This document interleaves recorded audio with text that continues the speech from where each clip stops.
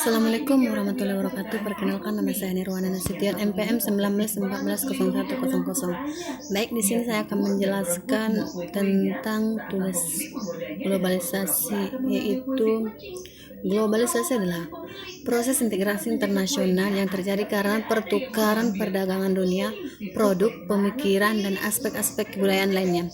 Proses globalisasi mempengaruhi dan dipengaruhi oleh bisnis dan tata kerja, ekonomi, sumber daya sosial, budaya, dan lingkungan alam.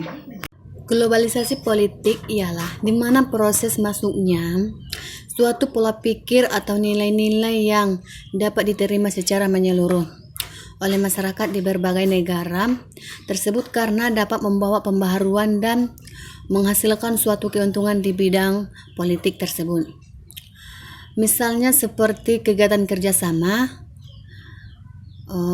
politik antar negara dan bangsa dengan negara lainnya dengan supaya membentuk organisasi internasional multilateral sehingga terciptanya globalisasi politik yang disebut juga sebagai global governance.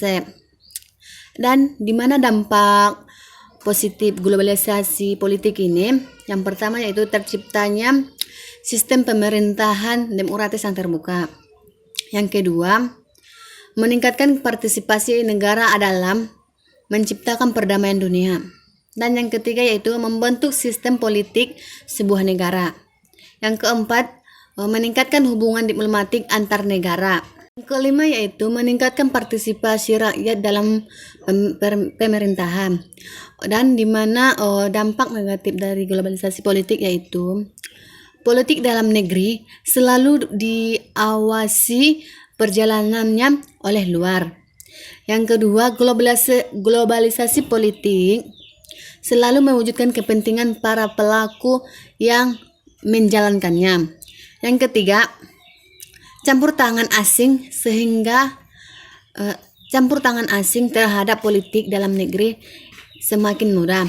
Yang keempat, kebijakan politik yang merugikan negara dan dimanfaatkan negara lain. Yang kelima yaitu banyak tokoh-tokoh politik yang terkena kasus korupsi bebas kabur ke luar negeri. Contohnya ini kasus korupsi ini bukan haknya diambilnya.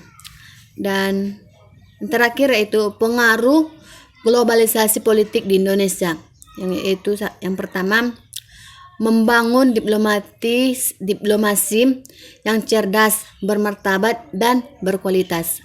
Yang kedua, menjamin pluralisme dan heterogenitas sebagai dasar nilai-nilai demokrasi. Yang ketiga, mampu membangun bangsanya atas kekurangan bangsa sendiri. Yang keempat, menghindari pinjaman luar negeri karena akan sulit untuk membayar. Sekian dari penjelasan saya, semoga bermanfaat untuk kita semua. Saya akhiri dengan salam. Assalamualaikum warahmatullahi wabarakatuh.